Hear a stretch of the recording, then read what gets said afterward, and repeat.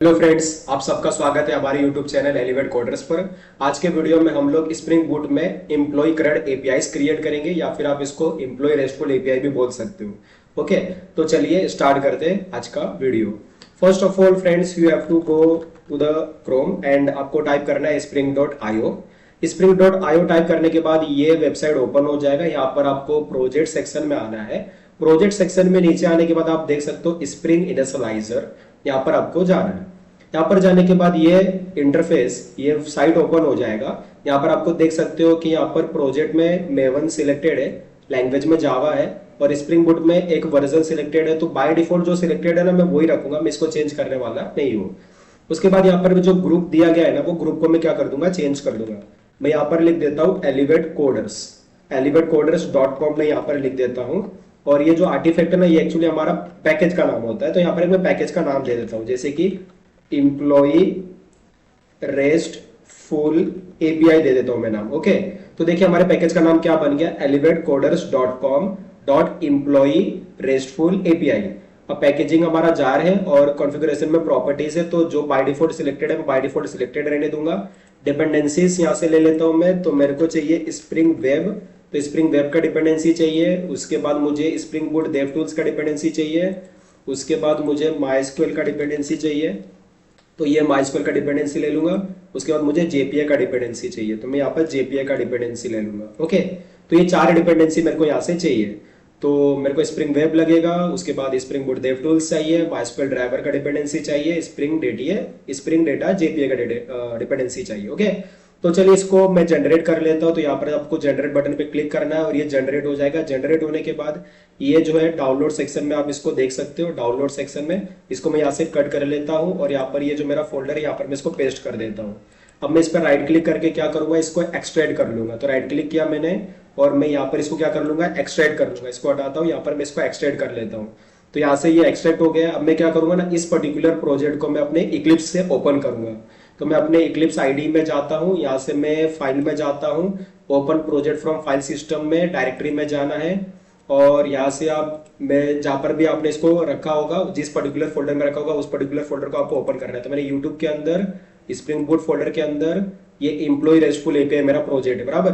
तो आप भी क्या करना, जहां पर भी आपने उसको एक्सटेंड कर किया होगा, बराबर, तो जहां पर भी आपका प्रोजेक्ट फोल्डर होगा वहां पर जाकर क्या करना, इसको ओपन कर लेना। सिलेक्ट फोल्डर किया मैंने और मैं इसको फिनिश करके ओपन कर लूंगा। तो ये हमारा एम्प्लॉय रेस्टफुल एपीआई है, बराबर। अभी क्या करेंगे, इसको मैं ओपन करता हूं। इसको ओपन किया मैंने, मेन के अंदर जावा है, जावा के अंदर एलिवेट कोडर्स, उसके अंदर .com, उसके अंदर एम्प्लॉय रेस्टफुल एपीआई, उसके अंदर अपना ये मेन फाइल। तो ये मेन फाइल है जहां से हमारा हमारा जो स्प्रिंग बूट का एप्लीकेशन है वो रन होना स्टार्ट होगा, बराबर। तो चलो इसको एक बार रन करके देख लेते हैं कि ये रन हो रहा है कि नहीं हो रहा, मतलब रन होना चाहिए, सिंपल सी बात है। तो इसको एक बार रन करके देखते हैं। रनेस पे जाना है, जावा एप्लीकेशन पे क्लिक करना है, और जो अपना का मेन फाइल है, जो आपका एम्प्लॉय रेस्टफुल एपीआई एप्लीकेशन, तो वो यहाँ पर आपको सर्च करना है, एम्प्लॉय। ओके, तो ये आपका मेन फाइल, इसको सिलेक्ट करके ओके करना है, तो ये रन हो जाएगा। तो देखते हैं रन होता है कि नहीं। तो ये रन हो रहा है। ओके, तो रन हो रहा है, तो चलिए बढ़िया है। तो अब ये कुछ इशू आ रहा है, वो इशू हम सॉल्व कर लेंगे, उसका कोई है नहीं। जब हमारा कोड कंप्लीट हो जाएगा तो ये जो इशू वो हमारा रिजॉल्व हो जाएगा। ओके, फिलहाल के लिए बस हमने ये चेक कर लिया कि हमारा एप्लीकेशन रन हो रहा है। ओके, तो चलिए अब आगे बढ़ते हैं। फर्स्ट ऑफ ऑल मैं क्या करूंगा ना, एंटिटीज क्रिएट करूंगा। जैसे कि हम लोग यहाँ पर इंप्लॉय का डेटा क्या करने वाले हैं, इंप्लॉय का डेटा डेटाबेस में सेव करेंगे, मॉडिफाई करेंगे, डिलीट करेंगे, या फिर डेटा को रीड करेंगे। तो हमको ये सारा ऑपरेशंस परफॉर्म करना है इंप्लॉय के डेटा के ऊपर, बराबर। तो मुझे इंप्लॉय का एक एंटिटी क्रिएट करना पड़ेगा, जिसको आप मॉडल भी बोल सकते हो और एंटिटी भी बोल सकते हो।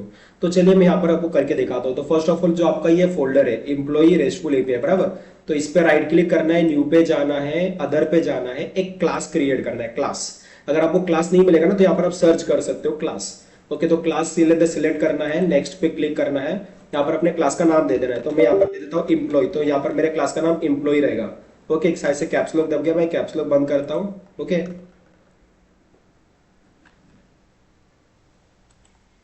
ये कैप्स लॉक एक काम करता हूँ, वापिस से मैं कर लेता हूँ। राइट क्लिक करता हूँ मैं और न्यू पे जाता हूँ, अदर पे जाता हूँ। अदर पे जाकर यहाँ पर क्लास है, क्लास सिलेक्ट करके नेक्स्ट किया, यहाँ पर मैं क्लास का नाम दे दूंगा, तो इम्प्लॉय। तो इम्प्लॉय हमारे क्लास का नाम हो जाएगा। यहाँ पर मैं अपना एंटिटीज भी दे देने का, ओके, तो यहाँ पर मैं एंटिटीज नाम का एक फोल्डर भी बना लूंगा, एंटिटीज। तो एंटिटीज नाम का एक फोल्डर क्रिएट कर लेने का यहाँ से, तो एंटिटीज यहाँ पर लिख देना। यहाँ पर क्लास का नाम हो गया एम्प्लॉय। ओके, तो इसको फिनिश करके इसको क्रिएट कर लेंगे, तो ये क्रिएट हो गया। ओके, तो यहाँ पर अगर आपको देखो आपने क्रिएट किया बट यहाँ पर नहीं दिख रहा है, बट यहाँ पर दिख रहा है बराबर। बट यहाँ पर भी अगर दिखना चाहिए तो आप क्या करना, बस इसको रिफ्रेश कर लेना। तो प्रोजेक्ट जो फोल्डर है उस पर राइट क्लिक करके इसको रिफ्रेश कर लोगे तो यहाँ पर भी दिखना चालू हो जाएगा बराबर। तो यहाँ पर हम लोग क्या करते हैं, देखो यहाँ पर ना हम लोग ये क्या आएगा, तो देखो हम लोग क्या करेंगे, माइस्क्यूएल के अंदर एक डेटाबेस क्रिएट करेंगे, और उस डेटाबेस के अंदर मैं चाहता हूँ ये जो टेबल, ये जो एम्प्लॉय है ना, इस नाम से टेबल क्रिएट हो जाए। तो अगर आप चाहते हो कि टेबल क्रिएट हो जाए तो क्या करोगे, यहाँ पर लिखोगे @entity annotation। तो आपको @entity annotation का यहाँ पर यूज करना पड़ेगा। ओके, तो हमने कर लिया। साथ में हम लोग क्या करेंगे, सारे कॉलम्स के नाम स्पेसिफाई करने हैं कि ये जो एम्प्लॉय नाम का टेबल है उसके अंदर कौन से कॉलम्स आपको चाहिए, तो वो सारे कॉलम्स आपको यहाँ पर स्पेसिफाई करना पड़ेगा।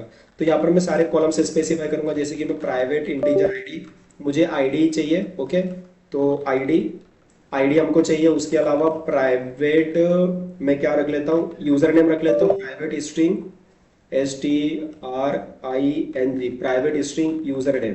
तो यूजर नेम मैंने यहाँ पर रख लिया। उसके बाद प्राइवेट स्ट्रिंग यूजर नेम हो गया। उसके बाद फर्स्ट नेम रख लेता हूँ, फर्स्ट नेम। उसके बाद प्राइवेट स्ट्रिंग लास्ट नेम रख लेता हूँ, लास्ट नेम। उसके बाद प्राइवेट स्ट्रिंग, तो अब यहाँ पर मैं सिटी ले लेता हूँ, सिटी। उसके बाद प्राइवेट स्ट्रिंग सिटी हो गया, स्टेट ले लेता हूँ, फिर प्राइवेट स्ट्रिंग कंट्री ले लिया, कंट्री। उसके बाद प्राइवेट स्ट्रिंग पिन कोड ले लेता हूँ, पिन कोड। उसके बाद प्राइवेट स्ट्रिंग ईमेल यहाँ पर ले लेता हूँ। उसके बाद पासवर्ड ले लेंगे, तो प्राइवेट स्ट्रिंग पासवर्ड ले लिया मैंने। ओके, तो देखिए मैंने क्या किया, एक एम्प्लॉय क्लास बनाया, उसके अंदर कुछ मैंने वेरिएबल्स बना दिए। ओके, अभी मैं क्या करूंगा, इसे सारा सेटर गेटर भी बना लूंगा। तो मैं इसको सबको सिलेक्ट करता हूं, राइट क्लिक करके सोर्स में जाना है, सोर्स से जाना है आपको generate setters and getters, generate getters and setters दिख रहा है ना, इस पर क्लिक करना है। यहाँ पर इसको सबको सिलेक्ट ऑल कर लो और इसको जनरेट कर दो, तो सारे सेटर गेटर क्या हो जाएंगे, जनरेट हो जाएंगे। तो ये सारे जो वेरिएबल्स है ना, इसको मैं ऊपर रख दूंगा, ऊपर ही स्पेसिफाई कर देता हूँ, नीचे आ गया, जस्ट मैं यहाँ पर डाल देता हूँ। तो ये हमारे सारे वेरिएबल्स हो गए यहाँ पर। अभी क्या करना है ना, मुझे ये बताना है। तो अभी क्या होगा, ये एंटिटी मैंने बता दिया है, मतलब ये टेबल बन जाएगा हमारा डेटाबेस के अंदर, और ये सारे हमारे कॉलम्स हो जाएंगे। तो मुझे ये भी स्पेसिफाई करना है कि ये जो कॉलम है ना वो हमारा आईडी कॉलम है। तो यहाँ पर मुझे @ID का स्पेसिफाई करना पड़ेगा, @ID लिखना पड़ेगा, जिससे पता चलेगा कि ये जो कॉलम है वो आईडी कॉलम है, आईडी है। और साथ में ये जनरेटेड मैं इधर लिख दूंगा, जनरेटेड।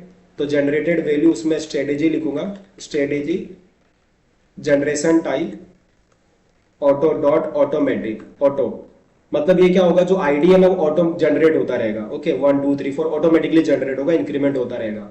उसके अलावा जो यूजर नेम वो क्या चाहिए, मेरे को यूनिक चाहिए। तो उसके लिए मैं लिखूंगा @कॉलम। तो ये जो कॉलम है वो यूनिक होना चाहिए, तो यूनिक इक्वल टू ट्रू लिख दूंगा, तो ये यूनिक हो जाएगा। सेम ऐसे ही जो हमारा ईमेल है उसको भी क्या करूंगा, मैं यूनिक करूंगा। तो मैं कॉलम यहाँ पर भी मैं लगा दूंगा यूनिक इक्वल टू ट्रू, तो इसको भी मैं यूनिक कर दूंगा। तो देख सकते हैं फ्रेंड्स, तो ये हमारा एम्प्लॉय नाम का एक क्लास हमने क्रिएट किया। इधर मैंने लिख दिया @entity, मतलब ये हमारा एक टेबल बन जाएगा, और ये जो वेरिएबल्स हमने बना रखे ये सारे जो फील्ड्स है वो कॉलम्स बन जाएंगे, और ये जो आईडी है वो हमारा आईडी कॉलम होगा, और ये ऑटोमेटिक जनरेट होता रहेगा। यूजर नेम यूनिक रहेगा, पास ईमेल भी यूनिक रहेगा, बाकी सब हम लोग डेटा डाल देंगे बराबर। तो ये सारे हमारे कॉलम्स हो जाएंगे, डेटाबेस के एम्प्लॉय नाम का जो टेबल क्रिएट होगा उसके अंदर ये सारे कॉलम्स होंगे हमारे।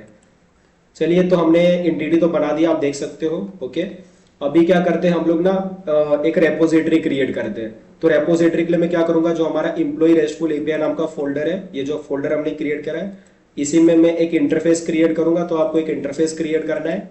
इंटरफेस में आपको इधर लिखना है एम्प्लॉय रेपोजिटरी, एम्प्लॉय रेपोजिटरी आपको लिख देना है, एम्प्लॉय रेपोजिटरी।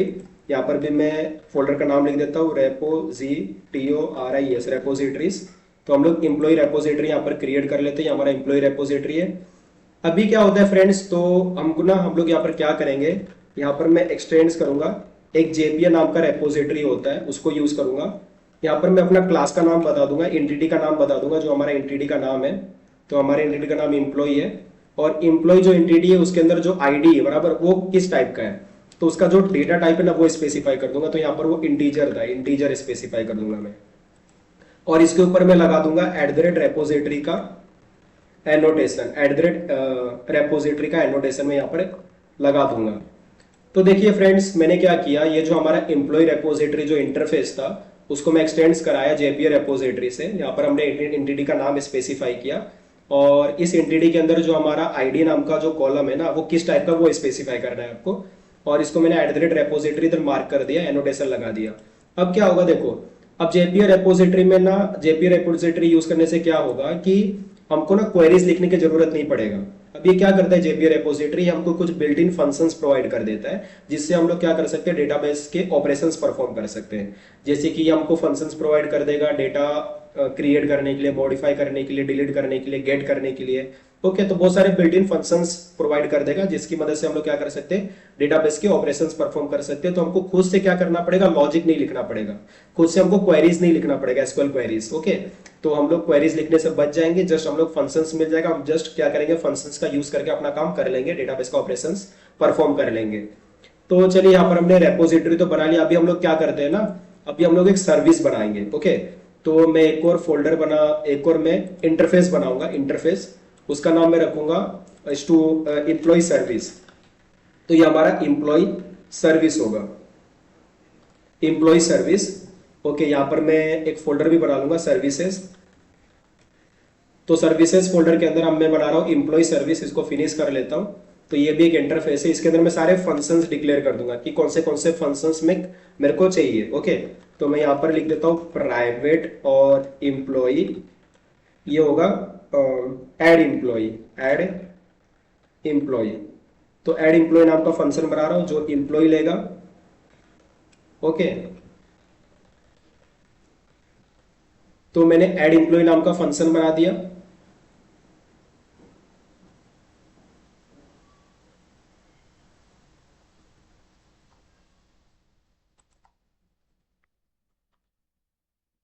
तो यहां पर मैंने प्राइवेट लिख दिया, इधर प्राइवेट नहीं इधर पब्लिक लिखना है, पब्लिक। ओके, मैं यहां पर पब्लिक लिख देता हूं। तो ये मैंने एक फंक्शन बना दिया।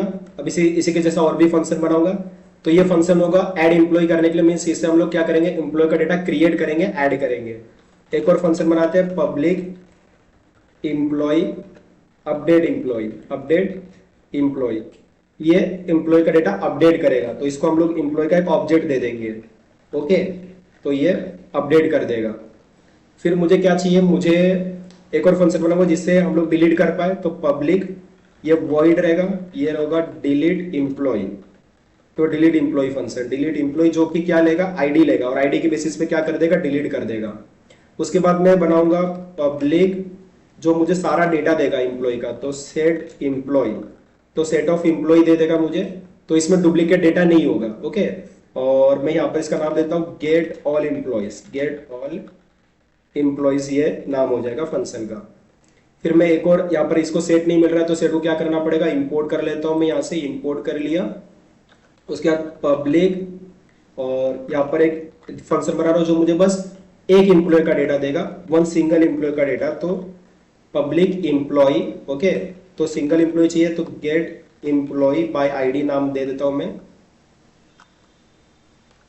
Gate employee by ID. यहाँ पर मैं इंटीजर आईडी लूंगा, तो आईडी के बेसिस पे मैं यहाँ पर रिट्रीव करके दे दूंगा। तो फ्रेंड्स, हमने एक फंक्शन बना लिया एम्प्लॉय सर्विस, जो इंटरफेस है। हमने एक इंटरफेस बना लिया एम्प्लॉय सर्विस करके, जिसके पास कुछ मेथड्स है, जैसे कि ऐड एम्प्लॉय जो एम्प्लॉय का डेटा ऐड करेगा, अपडेट एम्प्लॉय जो एम्प्लॉय का डेटा मॉडिफाई करेगा, डिलीट एम्प्लॉय जो एम्प्लॉय का डेटा डिलीट करेगा, और गेट ऑल एम्प्लॉयज जो हमको सारा एम्प्लॉय का डेटा रिटर्न करके दे देगा, और get employee by ID. Suppose मुझे बस एक एम्प्लॉय का डेटा चाहिए, तो मैं ये वाला फंक्शन क्या कर सकता हूँ, यूज कर सकता हूँ।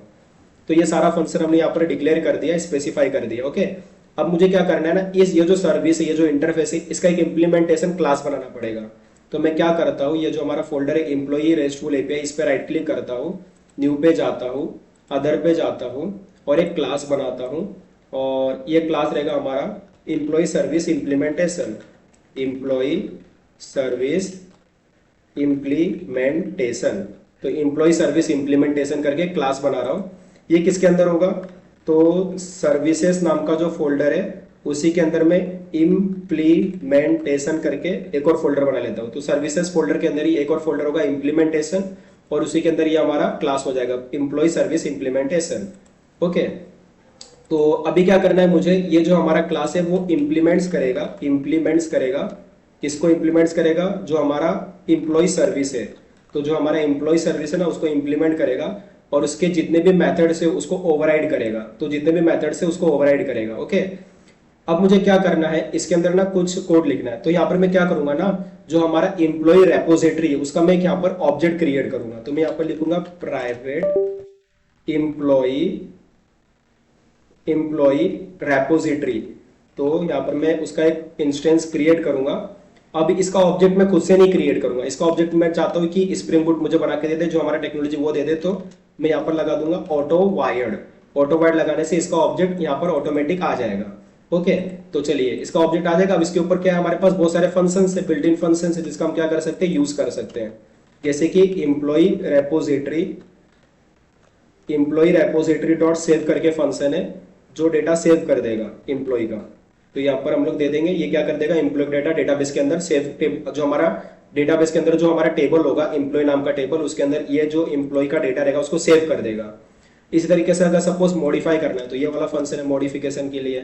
तो मॉडिफिकेशन के लिए भी मैं यहाँ पर लिखता हूँ एम्प्लॉय रेपोजिटरी डॉट सेव, यहाँ पर भी सेव ही यूज करूंगा। ओके, तो यहाँ पर भी एम्प्लॉय का मैं ऑब्जेक्ट दे देता हूँ इस तरीके से। अभी देखिए सेव हमारा दोनों काम करता है। सपोज अगर वो डेटा नहीं है, फर्स्ट टाइम वो डेटा आ रहा है तो वो सेव हो जाएगा, मतलब क्रिएट हो जाएगा, ऐड हो जाएगा। सपोज अगर आप पुराना ही डेटा सेंड करो जो डेटा मतलब टेबल के अंदर ऑलरेडी प्रेजेंट है, बराबर। जैसे कि सपोज आप आईडी नंबर 1 का डेटा सेंड कर रहे हो जो कि डेटाबेस का जो टेबल उसके अंदर ऑलरेडी प्रेजेंट है, तो क्या करेगा, उसको वो देखेगा कि भाई आईडी 1 से तो पहले से ही डेटा है, तो क्या करेगा, जस्ट उसको मॉडिफाई कर देगा, ना कि दोबारा क्रिएट करेगा।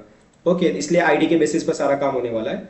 तो यहाँ पर ये क्रिएट कर देगा, यहाँ पर ये मॉडिफाई कर देगा। अभी सपोज डिलीट करना है तो डिलीट के लिए कैसे करेंगे हम लोग देखते हैं।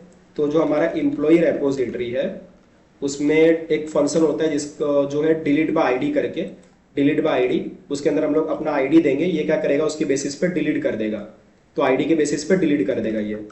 उसके बाद ये वाला फंक्शन है, ये क्या करेगा, सारा का सारा एम्प्लॉय का डेटा रिटर्न करेगा। तो कैसे करेगा, यहाँ पर मैं लिखता हूँ न्यू लिंक हैज मैप, उसके अंदर मैं पास करूंगा employee repository dot find all करके फंक्शन है, फाइंड ऑल, जो कि सारा फंक्शन मतलब जो जितना भी डेटा अवेलेबल है टेबल के अंदर वो सारा डेटा वो निकाल कर दे देगा। ओके, अभी गेट एम्प्लॉय आईडी, तो डेटाबेस के अंदर जो टेबल है एम्प्लॉय का उसके अंदर आईडी के बेसिस पे सर्च करेगा और जिसका आईडी मैच करेगा, बस मुझे क्या चाहिए, वो डेटा चाहिए, वो एम्प्लॉय चाहिए मेरे को।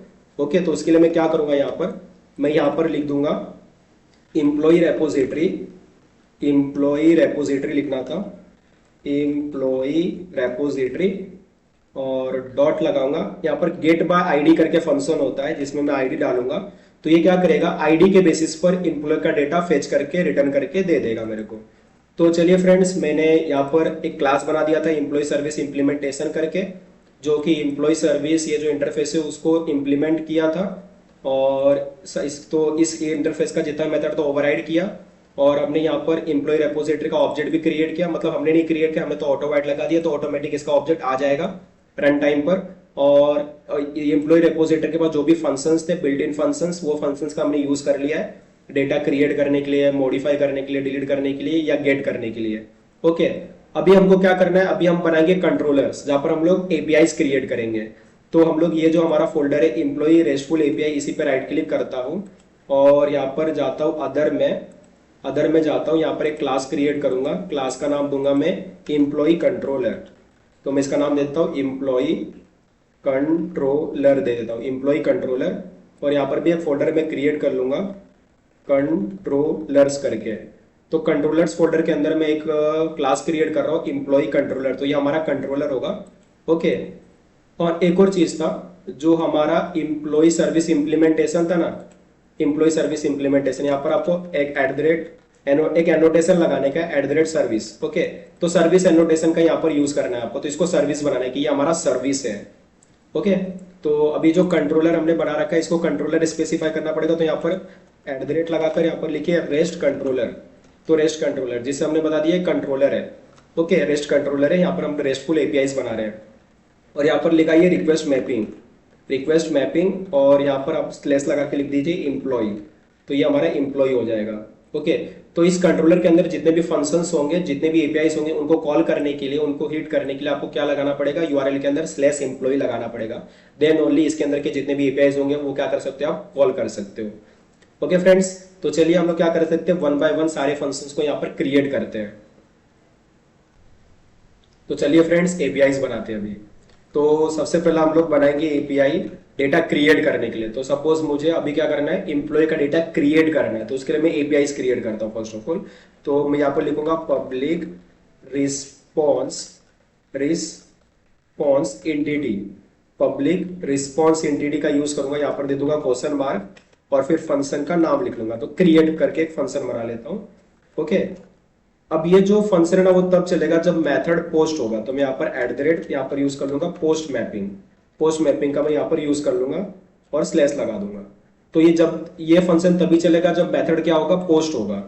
अब मैं यहाँ पर क्या करता हूँ, एट द रेट मैं यहाँ पर यूज कर लूंगा request body, eight the rate request body, eight the rate request body. Okay, और मैं यहाँ पर यूज कर लूंगा इम्प्लॉय, इम्प्लॉय इम्प्लॉय। अभी मैं थोड़ा सा पहले यहाँ पर एरर आ रहा है, हाँ वो सॉल्व हो जाएगा। पहले मैं ये जो मेथड है उसके बारे में थोड़ा सा मैं बता देता हूँ। तो हमारे पास क्या होते हैं, कुछ HTTP मेथड्स होते हैं। अगर आपको पता नहीं है तो आप गूगल पे जाके सर्च कर सकते हो HTTP मेथड्स, HTTP मेथड्स आप सर्च कर सकते हो। तो और यहाँ पर सारा डेटा आ जाएगा, आप इसके बारे में रीड आउट कर सकते हो, पढ़ सकते हो। जैसे कि गेट मेथड होता है जिसकी मदद से आप डेटा रिट्रीव करते हो, तो गेट मेथड होता है तो क्या करना होता है, रिट्रीव करना होता है। और पोस्ट से क्या करते हैं हम लोग, डेटा को क्रिएट करते हैं। जब हम डेटा क्रिएट करते हैं, जैसे कि मैं अभी एम्प्लॉय का डेटा क्रिएट करूंगा तो मैं पोस्ट मेथड यूज कर रहा हूँ। पुट मेथड होता है जब हम लोग डेटा मॉडिफाई करते हैं तो पुश मेथड यूज करते हैं, पुट। पैच मेथड भी होता है जब हमको डेटा मॉडिफाई करना होता है बट पार्शियल डेटा मॉडिफिकेशन करना पड़ता है। डिलीट जब हमको डेटा डिलीट करना होता है। तो ये कुछ HTTP मेथड्स होते हैं, get method, post method, put method, patch method, delete method. Okay, तो यही मेथड का क्या कर रहे हैं हम लोग यहाँ पर यूज कर रहे हैं। ओके, तो चलिए यूज करते हैं। मैं यहाँ पर पोस्ट मेथड यूज कर रहा हूँ। अभी मैं यहाँ पर क्या करूंगा, अभी मुझे क्या करना है, यहाँ पर इम्प्लॉय का जो डेटा मिल रहा है, देखो यहाँ पर हमने यूज किया eight the rate request body. Okay, तो क्या होगा, बॉडी के अंदर, रिक्वेस्ट की बॉडी के अंदर जो भी डेटा आ रहा है वो ऑटोमेटिक इस ऑब्जेक्ट के अंदर आ जाएगा। ओके, और मुझे क्या करना है, इस ऑब्जेक्ट को अपना जो डेटाबेस के अंदर जो हमने टेबल क्रिएट किया है, एम्प्लॉय टेबल जो हमारा रहेगा, एम्प्लॉय टेबल उसके अंदर सेव हो जाना चाहिए, स्टोर हो जाना चाहिए। तो उसके लिए हम लोग उसको क्या करेंगे, तो हम लोग को यहाँ पर चाहिए अपना एम्प्लॉय सर्विस। तो हमने जो एम्प्लॉय सर्विस बना रखा था, राइट, एम्प्लॉय सर्विस इंप्लीमेंटेशन। तो ये जो हमारा एम्प्लॉय सर्विस है, एम्प्लॉय सर्विस, तो इसका ऑब्जेक्ट हमको चाहिए यहाँ पर, तभी जाकर हम लोग ये सारे फंक्शंस का क्या कर सकते हैं, यूज कर सकते हैं। तो मैं यहाँ पर क्या करूंगा, यहाँ पर आकर मैं यहाँ पर लिखूंगा प्राइवेट एम्प्लॉय सर्विस लिखूंगा, प्राइवेट एम्प्लॉय सर्विस, और यहाँ पर एक ऑब्जेक्ट बना लूंगा एम्प्लॉय सर्विस का।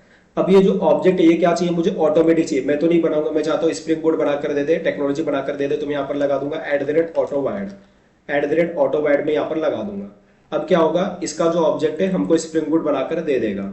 अब देखो ये तो एक इंटरफेस है, एम्प्लॉय सर्विस क्या है, हमारा इंटरफेस है, आप देख सकते हो एम्प्लॉय सर्विस क्या हमारा इंटरफेस है। और इंटरफेस का ऑब्जेक्ट बनता नहीं है, तो किसका ऑब्जेक्ट बनता है, उसकी इंप्लीमेंटेशन क्लास का ऑब्जेक्ट बनता है। तो इसका इंप्लीमेंटिंग क्लास है, बराबर, एम्प्लॉय सर्विस इंप्लीमेंटेशन, जो एम्प्लॉय सर्विस जो इंटरफेस है उसका इंप्लीमेंटेशन ये प्रोवाइड करता है। तो यहाँ पर हमको क्या चाहिए, एम्प्लॉय सर्विस का ऑब्जेक्ट चाहिए, बट एम्प्लॉय सर्विस का ऑब्जेक्ट बनता नहीं क्योंकि वो इंटरफेस है। तो उसका जो इंप्लीमेंटिंग क्लास है उसका ऑब्जेक्ट यहाँ पर ऑटोमेटिक आ जाएगा, जो स्प्रिंग बोर्ड बनाकर हमको दे देगा, टेक्नोलॉजी बनाकर हमको दे देगा। तो हमको नहीं बनना है, स्प्रिंग बोर्ड बनाकर हमको दे देगा। ओके, तो चलिए आगे बढ़ते हैं। अभी क्या करना है, मैं यहाँ पर रिटर्न करूंगा, return response entity dot okay, और इसके अंदर मैं लिखूंगा एम्प्लॉय सर्विस डॉट, हमने कौन सा मेथड था, ऐड एम्प्लॉय, तो ऐड एम्प्लॉय यहाँ पर मैं कर दूंगा। तो इससे क्या होगा, ये हमारा जो डेटा है वो सेव हो जाएगा, स्टोर हो जाएगा हमारा डेटाबेस के अंदर। उसके बाद मैं यूज करूंगा, उसके बाद सब जो मुझे डेटा मॉडिफाई करना है, तो मॉडिफाई करने के लिए मैं एपीआई क्रिएट करूंगा। तो पब्लिक रिस्पॉन्स एंटिटी, यहाँ पर मैं दे दूंगा क्वेश्चन मार्क दे दूंगा, और फिर फंक्शन का नाम लिख दूंगा अपडेट, और यहाँ पर ये फंक्शन मैंने क्रिएट कर लिया। ये तब चलेगा जब मेथड होगा पुट, तो यहाँ पर मैं यूज कर लूंगा पुट मैपिंग यूज कर लूंगा और यूआरएल बता दूंगा। उसके बाद यहाँ पर डेटा भी आ रहा होगा, तो मैं @request बॉडी लगा लेता हूँ, @request बॉडी। इसके अंदर जो भी डेटा आ रहा है वो इम्प्लॉय का डेटा रहेगा, तो इम्प्लॉय के ऑब्जेक्ट में स्टोर कर लूंगा, मैं इम्प्लॉय के ऑब्जेक्ट में स्टोर कर लूंगा। अभी क्या करूंगा, यहाँ पर लिखूंगा रिटर्न लिखकर जो हमारा इम्प्लॉय सर्विस है, इम्प्लॉय सर्विस, उसके पास मेथड है, कौन सा मेथड था, अपडेट मेथड था, बराबर, अपडेट इम्प्लॉय। तो इसे क्या होगा, डेटा हमारा अपडेट हो जाएगा। ओके, और ये रिस्पॉन्स एंटिटी रिटर्न करता है ना, रिस्पॉन्स एंटिटी, तो इसको जरा कट करता हूँ। यहाँ पर मैं लिखूंगा रिस्पॉन्स एंटिटी और डॉट ओके लिखकर फिर उसके अंदर ये डाल दूंगा। इस तरीके से लिखना है आपको। उसके बाद अब मुझे एपीआई क्रिएट करना है जिसकी मदद से मैं डिलीट कर सकूं, तो मैं लिखूंगा पब्लिक के बाद वॉइड, क्योंकि कुछ रिटर्न नहीं करेगा, और इसका नाम मैं सिर्फ डिलीट लिख देता हूं, और ये फंक्शन हमारा बन गया। अब ये तब चलेगा जब मेथड डिलीट होना चाहिए, तो यहाँ पर मैं डिलीट मैपिंग का यूज कर लूंगा, डिलीट मैपिंग का यूज करूंगा, और यूआरएल बता दूंगा। यूआरएल क्या रहेगा, डिलीट करने के लिए हमको आईडी भी चाहिए, तो मेरे को यूआरएल में आईडी भी लेना पड़ेगा। यहाँ पर आईडी ले लूंगा, यूआरएल में आईडी। ओके, अब इसके अंदर मुझे क्या मिलेगा, आईडी मिलेगा, तो पाथ वेरिएबल से मिलेगा मुझे, यूआरएल से मिलेगा। तो मैं यहाँ पे लिखूंगा पाथ वेरिएबल, और वेरिएबल का नाम लिख दूंगा कि भाई आईडी होगा, तो इसका डेटा ऑटोमेटिक इधर आ जाएगा। तो यूआरएल में देखो आईडी आ रहा है, तो मैंने बोला पाथ वेरिएबल, तो जो यूआरएल है ना, तो उसमें से आईडी वाला डेटा निकाल कर इसके अंदर डाल देना है, तो ऑटोमेटिक डेटा आ जाएगा आईडी का। अब मुझे क्या करना है, इसको डिलीट कर देना है। तो जो हमारा एम्प्लॉय सर्विस है, एम्प्लॉय सर्विस, उसके पास फंक्शन है डिलीट करने के लिए, डिलीट एम्प्लॉय करके उसमें आईडी पास करने का, ये डिलीट करके दे देगा। डिलीट कर दिया। उसके बाद मुझे क्या करना है, सारा एम्प्लॉय का डेटा रिट्रीव करना है, सारा एम्प्लॉय का डेटा मुझे चाहिए। तो उसके लिए मैं क्या करूंगा, पब्लिक, उसके बाद यहाँ पर सारा एम्प्लॉय का डेटा चाहिए, तो यहाँ पर भी मैं रिस्पॉन्स एंटिटी का यूज कर लेता हूँ, रिस्पॉन्स एंटिटी का यूज कर लूंगा। ओके, और यहाँ पर डाल देता हूँ क्वेश्चन मार्क, और फंक्शन का नाम लिख देता हूँ गेट ऑल फंक्शन का नाम लिख देता हूँ, और ये हमारा फंक्शन है। ये तब चलेगा जब मेथड गेट होना चाहिए। यहाँ पर मैं लिख देता हूँ get mapping. Okay, get mapping में लिख देता हूँ, यूआरएल बता देता हूँ, और इसके अंदर मुझे सारा डेटा रिटर्न करना है, तो मैं लिख दूंगा रिटर्न। और रिटर्न क्या करना है मुझे, तो रिस्पॉन्स एंटिटी, तो ये भी रिस्पॉन्स एंटिटी यहाँ पर लिखूंगा, रिस्पॉन्स एंटिटी डॉट ओके लिखूंगा, डॉट ओके। इसके अंदर मैं लिखूंगा जो हमारा एम्प्लॉय सर्विस है, उसके पास फंक्शन है, नाम है उसका गेट ऑल एम्प्लॉयज, बराबर। तो ये हम लोग करेंगे, तो सारा का सारा एम्प्लॉय का डेटा रिटर्न हो जाएगा। ओके, अब मुझे क्या करना है ना, पर्टिकुलर अगर मुझे डेटा चाहिए, पर्टिकुलर एम्प्लॉय का अगर मुझे डेटा चाहिए, तो उसके लिए मैं एक फंक्शन बना लेता हूँ। उसको मैं लिखता हूँ पब्लिक, और पर्टिकुलर ही मिलेगा तो जस्ट लिखूंगा एम्प्लॉय, और गेट इस फंक्शन का नाम हो जाएगा, और ये पर ये मैं लिख देता हूँ। अब ये तभी चलेगा जब मेथड क्या होना चाहिए, गेट होना चाहिए, तब चलेगा मेथड गेट हो। तो इधर गेट मैपिंग का यूज कर लूंगा, और यहाँ पर यूआरएल बता दूंगा स्लैश। अब यहाँ पर मुझे एक पर्टिकुलर डेटा चाहिए, तो पर्टिकुलर डेटा कैसे आएगा, आईडी के बेसिस पर आएगा, तो यहाँ पर मुझे आईडी भी बताना पड़ेगा, और ये आईडी मुझे यहाँ पर फेच करना पड़ेगा। तो मैं यहाँ पर यूज करूंगा पाथ वेरिएबल, वहां पर मैं आईडी कॉलम बता दूंगा कि भाई आईडी बता दूंगा, ये हमारे वेरिएबल का नाम हो जाएगा, इसका डेटा इस वेरिएबल के अंदर आ जाएगा। ओके, अभी मुझे यहाँ पर मैं अपना काम कर सकता हूँ। तो अभी मुझे क्या करना है, रिटर्न करना है यहाँ से। अब रिटर्न क्या करना है मुझे, तो एम्प्लॉय सर्विस, जो हमारा एम्प्लॉय सर्विस है उसमें एक फंक्शन है गेट एम्प्लॉय बाय आईडी, यहाँ पर आईडी डालेंगे और ये रिटर्न कर देगा। तो देखिए मैंने क्या किया, सारे फंक्शंस यहाँ पर बना दिए। तो ये वाला फंक्शन क्या करेगा, एम्प्लॉय का डेटा क्रिएट करेगा, ये वाला फंक्शन एम्प्लॉय का डेटा मॉडिफाई करेगा, ये वाला फंक्शन एम्प्लॉय का डेटा डिलीट करेगा, ये हमको सारा का सारा एम्प्लॉय का डेटा रिटर्न कर देगा, ये हमको पर्टिकुलर एम्प्लॉय का डेटा रिटर्न करेगा बेस्ड ऑन आईडी, और ये डिलीट करेगा बेस्ड ऑन आईडी, ये भी याद रखना। ओके, तो इस तरीके से हमने सारे एपीआईज तो क्रिएट कर दिए। अब हमको क्या करना है ना, तो हमको तो थोड़ा सेटिंग्स भी करना है, जैसे कि रिसोर्सेस में आना है, एप्लीकेशन डॉट प्रॉपर्टीज में आना है, यहाँ पर हमको कुछ चीजें यहाँ पर स्पेसिफाई करनी पड़ेंगी। जैसे कि देखो, आपको क्या करना है, अपना डेटाबेस के साथ कनेक्शन करना है, माइस्क्यूएल डेटाबेस के साथ क्या करना है, कनेक्शन करना है, साथ में टेबल भी क्रिएट करना है, और साथ में टेबल ऑटोमेटिक क्रिएट हो जाए। तो उसके लिए आप क्या करोगे, यहाँ पर तो आपको कुछ यहाँ पर सेटिंग्स डालनी पड़ेगी, जो यहाँ पर से मैं ले लूंगा। तो ये सारा चीज है, जरा मैं इसको कॉपी करके मैं यहाँ पर लाता हूँ और एप्लीकेशन डॉट प्रॉपर्टीज के अंदर मैं इसको पेस्ट कर देता हूँ। ओके, तो अभी देखिए यहाँ पर क्या क्या लिखा है, spring dot application dot name, ये हमारे एप्लीकेशन का नाम है, एम्प्लॉय रेस्टफुल एपीआई। उसके बाद spring dot data source dot driver class name. आपको ये पता होगा कि अगर हमको जावा के प्रोग्राम को माइस्क्यूएल डेटाबेस से कनेक्ट करना है, तो हमको ड्राइवर का क्लास का नेम बताना पड़ता है, यूआरएल बताना पड़ता है, यूजर नेम बताना पड़ता है, पासवर्ड बताना पड़ता है, बराबर।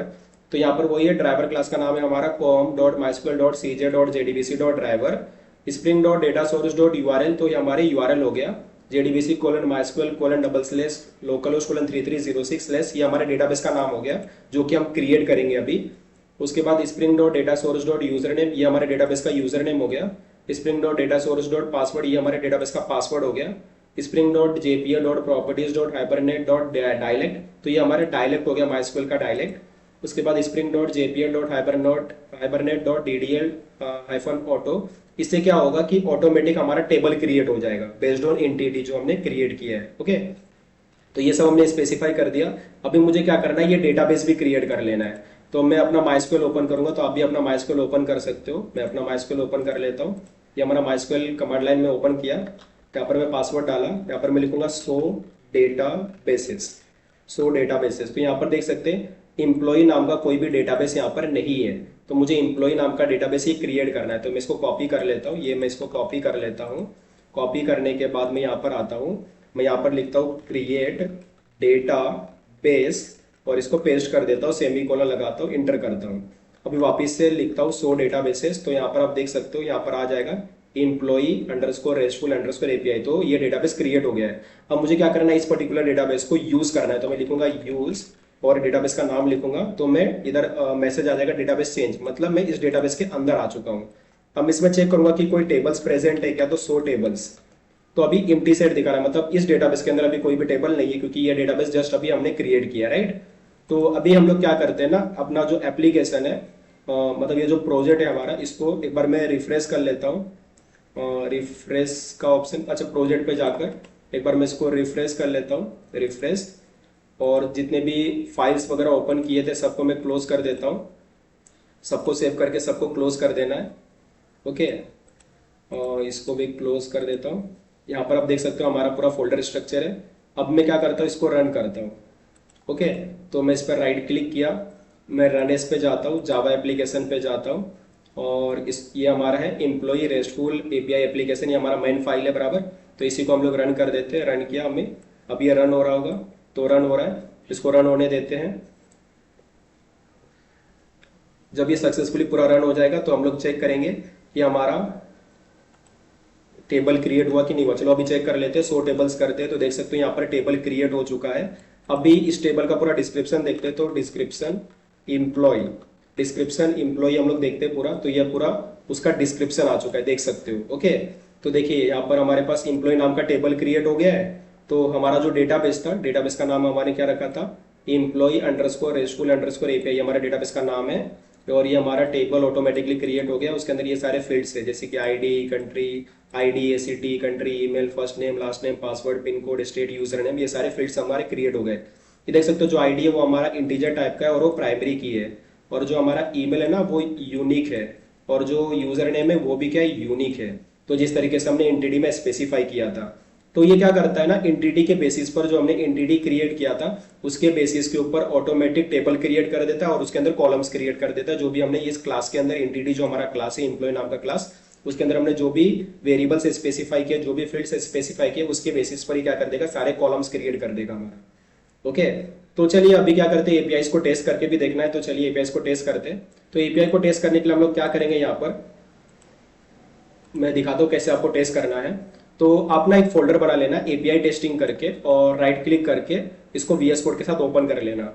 वैसे आप एपीआई टेस्टिंग करने के लिए पोस्टमैन भी यूज कर सकते हो, अगर आपके सिस्टम में पोस्टमैन इंस्टॉल्ड है तो आप पोस्टमैन का भी यूज कर सकते हो एपीआई टेस्टिंग करने के लिए, या फिर मैं जिसका यूज करने जा रहा हूँ उसका भी आप यूज कर सकते हो।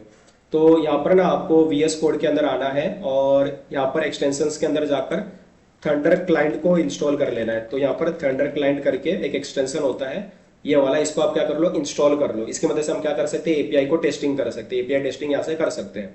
तो ये इंस्टॉल करने के बाद यहाँ पर आपको एक आइकन दिखेगा थंडर क्लाइंट का, इस पर क्लिक करना है और यहाँ पर से न्यू रिक्वेस्ट करना है। ये न्यू रिक्वेस्ट आ जाएगा यहाँ पर, और यहाँ पर क्या कर सकते हो, आप इसको टेस्ट कर सकते हो। तो यहाँ पर मैं यूआरएल का नाम दूंगा, जो भी हमारा यूआरएल तो क्या है, http://localhost: उसके बाद हमारा 8080। अभी 8080 है या नहीं है कहाँ से पता चलेगा, तो आपको चेक करना पड़ेगा कि आपका जो सर्वर है वो किस पोर्ट नंबर पर रन हो रहा है। तो यहाँ पर आप देख सकते हो थोड़ा सा, यहाँ पर तो यहाँ पर देख सकते हो टॉमकिट स्टार्टेड ऑन पोर्ट 8080 HTTP। तो आपको 8080 पोर्ट नंबर पर हमारा ये जो सर्वर है वो रन हो रहा है। तो यहाँ पर आपको वही पोर्ट नंबर यहाँ पर स्पेसिफाई करना है। उसके बाद हम लिखेंगे /employee। अभी /employee मैंने क्यों लिखा है, तो यहाँ पर आप देख सकते हो कंट्रोलर के अंदर जो हमने कंट्रोलर बना रखा है, तो ये जो कंट्रोलर है उसके अंदर आप देख सकते हो यहाँ पर हमने क्या लिखा है, /employee लिख रखा है, बराबर। तो यहाँ पर भी आपको /employee लिखना पड़ेगा। उसके बाद आपको जिसका भी एपीआई यूज करना है वो वाला यूआरएल यहाँ पर डाल देना पड़ेगा। जैसे कि पहले तो हम लोग डेटा को क्रिएट ही करेंगे, डेटा को क्या करेंगे, हम लोग क्रिएट करेंगे। अब डेटा को क्रिएट कैसे करेंगे वो मैं दिखाता हूँ। देखो सबसे पहले तो आपको एंटिटी पे जाना है। अभी क्या करूंगा, मैं जस्ट इसको कॉपी कर लेता हूँ। कॉपी करने के बाद आप गूगल पे जाइए, गूगल पे जाने के बाद आप क्या करिए, कोई भी एआई टूल ओपन कर लीजिए। जैसे कि मैं दीपसीक को ओपन कर लेता हूँ, दीपसीक। तो मैं दीपसीक ओपन कर लेता हूँ। आप कोई भी एआई टूल यूज कर सकते हो, जैसे कि आप ChatGPT, दीपसीक या फिर परप्लेक्सिटी या कोई भी एआई टूल जो भी आप यूज करना चाहते हो वो आप ओपन कर सकते हो। अब मैं जस्ट यहाँ पर क्या करूंगा, ये जो मैंने कॉपी किया जितने भी फील्ड से उसको मैंने पेस्ट किया, पर मैं बोलूंगा give 5 sample Jason data without ID column. Okay, तो विदाउट आईडी ऐसा मैं यहाँ पर लिख देता हूँ। तो मैंने इसको बोल रहा हूँ कि मुझे 5 सैंपल जेसन डेटा दे दो और उसमें आईडी स्किप कर दो। आईडी नहीं चाहिए क्योंकि आईडी कैसा, ऑटो इंक्रीमेंटेड है, बराबर, आईडी ऑटोमेटिक जनरेट होगा। तो ये मुझे 5 सैंपल जेसन डेटा दे देगा। देखो 5 सैंपल जेसन ये मुझे डेटा दे रहा है, जिसको मैं क्या करूंगा, अपने डेटाबेस के अंदर क्या करूंगा, स्टोर करवा दूंगा। अभी फिलहाल मैं देख लेता हूँ मेरे डेटाबेस के अंदर कोई डेटा है या नहीं है। तो मैं यहाँ पर लिख सकता हूँ सिलेक्ट स्टार फ्रॉम एम्प्लॉय। तो एम्प्लॉय मेरा टेबल का नाम हो गया, तो सिलेक्ट स्टार फ्रॉम एम्प्लॉय। अभी क्या लेके आ रहा है, एम्प्टी सेट, मतलब इसके अंदर अभी कोई भी डेटा इसके अंदर प्रेजेंट नहीं है। अभी क्या करना है, इसके अंदर मुझे डेटा ऐड करना है। तो अभी कैसे ऐड करूंगा वो मैं आपको दिखाता हूँ। ओके, तो चलिए हम लोग यहाँ पर क्या करेंगे, ये जो हमारा डेटा है इसको मैं कॉपी कर लेता हूँ और मैं इधर आता हूँ और मैं यहाँ पर ना बॉडी में जाऊंगा, बॉडी।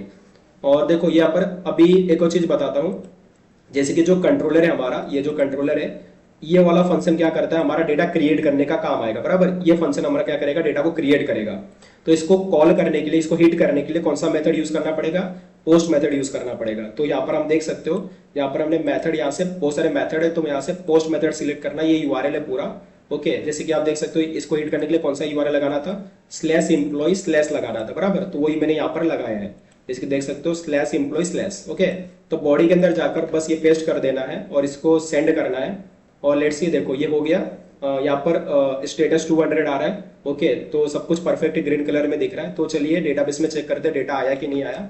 तो यहाँ पर देख सकते हो डेटा आ गया, देख सकते हो आईडी आ गया, city, country, email, first name, last name, password है, पिन कोड है, स्टेट है, यूजर नेम है, सारा का सारा डेटा आ गया। तो एक डेटा तो हमने क्रिएट कर लिया। अभी हम लोग 4 और डेटा क्रिएट करते हैं। ओके, 5 डेटा क्रिएट करके देखते हैं। तो ये सेकेंड डेटा मैंने लिया और मैं इसको भी यहाँ पर क्या करूंगा, यहाँ पर मैं पेस्ट कर दूंगा और इसको सेंड करूंगा। ये सेकेंड डेटा क्रिएट हुआ।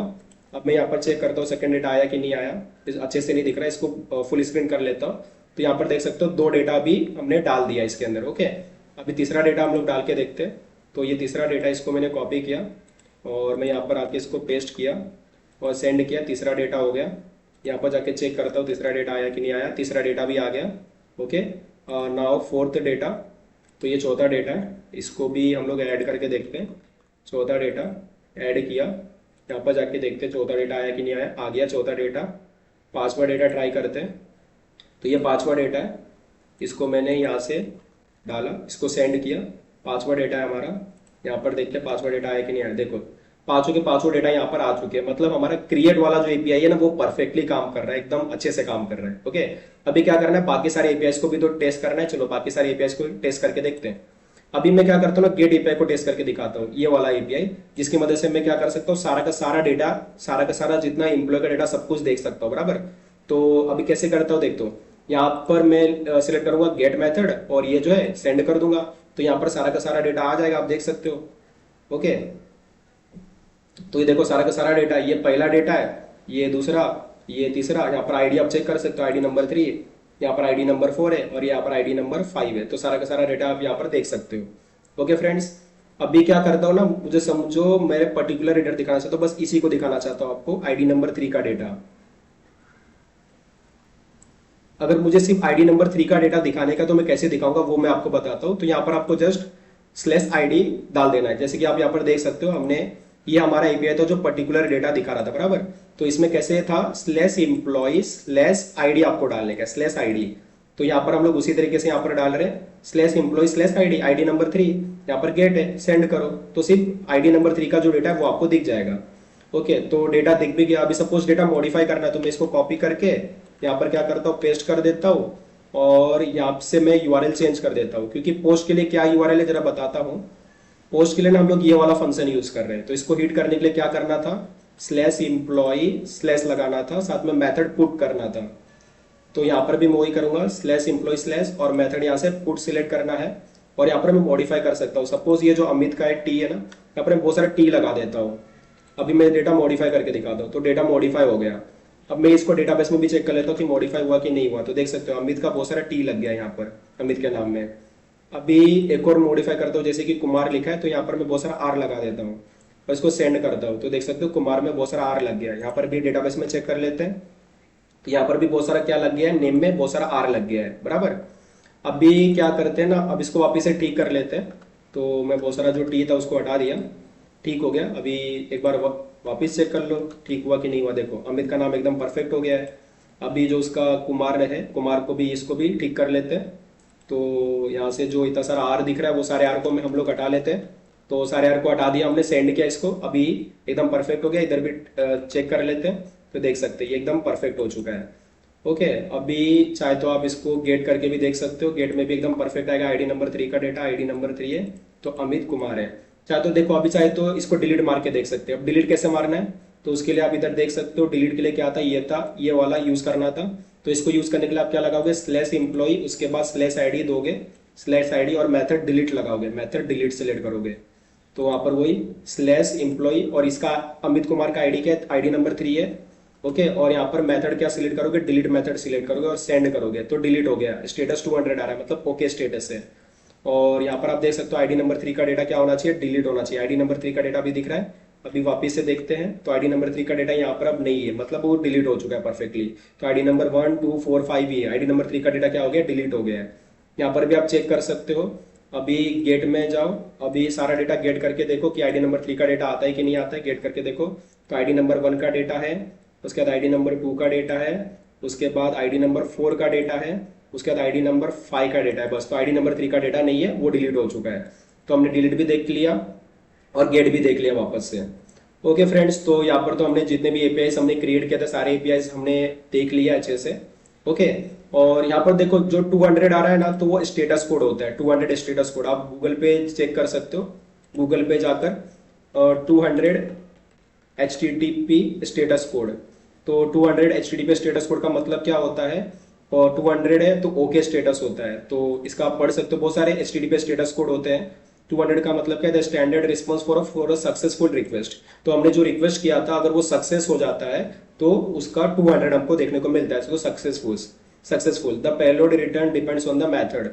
Okay, example the requested web page for a get request और the result of an action for a post request. तो अगर आपको 200 मिल रहा है, मतलब वो ओके स्टेटस है, मतलब हमने जो रिक्वेस्ट किया था वो सक्सेसफुली हमको मिल चुका है रिस्पॉन्स में। ओके, तो देखो आपको जो भी कुछ नहीं पता होगा ना, तो आप गूगल पे जाके सर्च करके खुद से पढ़ सकते हो, अंडरस्टैंड कर सकते हो। इतना भी डिफिकल्ट नहीं है फ्रेंड्स, सिंपल है। तो फ्रेंड्स, आज के वीडियो में हमने काफी कुछ देख लिया। तो यहाँ पर शायद से एक एक्स्ट्रा इंपोर्ट लग गया है, ये इंपोर्ट एक एक्स्ट्रा है, इसको मैं थोड़ा सा बड़ा करता हूँ। ये रिस्पॉन्स एक आ गया, तो मैंने इसको कर लिया और इसको वापस एक बार गेट करके देख लेता हूँ, आ रहा है सक्सेसफुली। ओके, स्टेटस 200 है, ओके स्टेटस है, डन। तो फ्रेंड्स, एक बार मैं थोड़ा समरी पार्ट दे देता हूँ कि हमने क्या क्या किया है। ओके, तो देखिए फ्रेंड्स, सबसे पहला इसको बनाने के लिए सबसे पहला तो हमने एंटिटीज बनाया। एंटिटीज में एम्प्लॉय डॉट जावा, ये हमारा एक नॉर्मल सा क्लास था।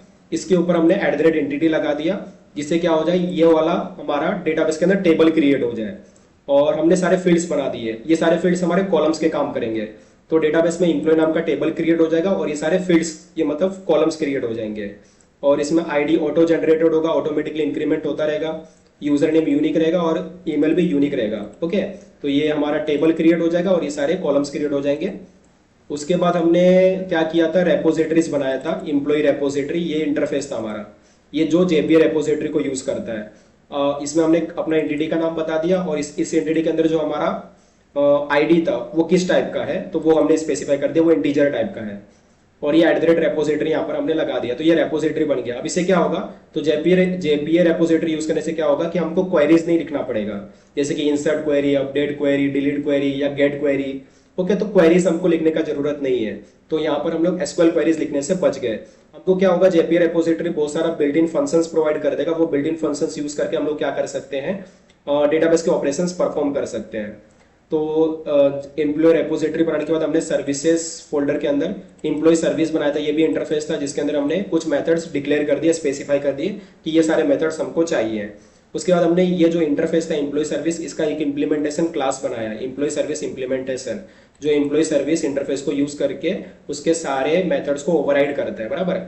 और इसके अंदर हमने एम्प्लॉय रेपोजिटरी का ऑब्जेक्ट भी बना लिया। ऑब्जेक्ट तो नहीं बनाया, जस्ट उसका रेफरेंस वेरिएबल क्रिएट किया। ऑब्जेक्ट हमारा स्प्रिंग बूट यहाँ पर ऑटोमेटिकली डाल देगा रन टाइम पर। अभी यहाँ पर हमारे पास बहुत सारा फंक्शंस मिल जाता है, जैसे कि सेव फंक्शन है, तो सेव फंक्शन से आप अपडेट क्रिएट भी कर सकते हो और मॉडिफाई भी कर सकते हो। तो सपोज जब फर्स्ट टाइम क्रिएट कर रहे हो तो उसका एक आईडी जनरेट हो जाता है, बराबर। तो क्या होता है कि वो चेक करता है कि इसके पास आईडी है या नहीं है। अगर आईडी नहीं है तो क्या करेगा, मतलब अगर वो डेटा पहली बार आ रहा है तो उसको क्रिएट कर देगा। अगर उसके पास आईडी है, मतलब वो पुराना डेटा है, एग्जिस्टिंग डेटा है, तो उसको क्या कर देगा, मॉडिफाई कर देगा। तो सेव की मदद से क्रिएट भी हो जाएगा, मॉडिफाई भी हो जाएगा। साथ में डिलीट बाय आईडी से डिलीट हो जाएगा और फाइंड ऑल से सारा डेटा रिटर्न हो जाएगा। सारा डेटा आप देख सकते हो, फेच कर सकते हो।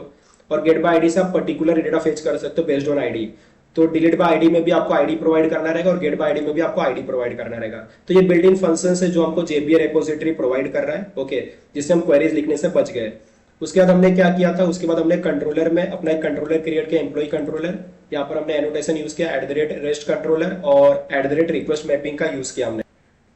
तो रिक्वेस्ट मैपिंग का यूज किया हमने यहाँ पर हमने एक वेरिएबल बना दिया एम्प्लॉय सर्विस करके, ओके। इसका ऑब्जेक्ट ऑटोमेटिक आ जाए, स्प्रिंग बूट डाल दे तो ऑटोवैड लगा दिया, @ऑटोवैड। यहाँ पर हमने बहुत सारे एपीआईज क्रिएट किए, जैसे कि क्रिएट है, अपडेट है, डिलीट के लिए है, गेट ऑल है, गेट एपीआई है। और मेथड भी यूज किया, जैसे कि पोस्ट मेथड है, पुट मेथड है, डिलीट मेथड है, गेट मेथड है। ये सबको एचटीटीपी मेथड्स कहते हैं। और जो एचटीटीपी मेथड्स होते हैं वो मैंने ऑलरेडी बता दिया था आपको, यहाँ से आप पढ़ सकते हो कि गेट मेथड क्या करता है, डेटा रिट्रीवल के काम आता है। जब हम डेटा रिट्रीव करते हैं तो हम गेट मेथड यूज करते हैं। पोस्ट मेथड जब हम डेटा क्रिएट कर रहे होते हैं तो पोस्ट मेथड यूज करते हैं। पुट मेथड जब हम डेटा मॉडिफाई कर रहे होते हैं तो पुट मेथड यूज करते हैं। पैच होता है जब हम डेटा मॉडिफाई कर रहे होते हैं, बट पार्शियल डेटा मॉडिफिकेशन करना है, जैसे कि पूरे बहुत सारे फील्ड्स हमारे पास, बहुत सारे कॉलम्स है, तो सारे कॉलम्स सारे फील्ड्स का डेटा मॉडिफाई नहीं करना है, जस्ट किसी पर्टिकुलर फील्ड का, किसी पर्टिकुलर कॉलम का डेटा मॉडिफाई करना है, तो पैच यूज किया जाता है। डिलीट होता है डेटा को डिलीट करने के लिए, तो ये सबको एचटीटीपी मेथड्स बोलते हैं। वो एचटीटीपी मेथड्स यहाँ पर हम लोग क्या कर रहे हैं, यूज कर रहे हैं। बस उसका यहाँ पर क्या लिखना पड़ता है, post mapping, put mapping, delete mapping, get mapping लिखना होता है, ओके। तो यहाँ पर हमने क्या किया, एम्प्लॉय सर्विस का ऑब्जेक्ट बना लिया। वैसे तो ये एम्प्लॉय सर्विस तो एक इंटरफेस है, इंटरफेस का ऑब्जेक्ट बनता नहीं है, तो इसका जो इंप्लीमेंटेशन क्लास है उसका ऑब्जेक्ट क्या हो जाएगा, ऑटोमेटिक यहाँ पर आ जाएगा रन टाइम पे, जो स्प्रिंग बूट यहाँ पर डाल देगा इसका ऑब्जेक्ट, ओके।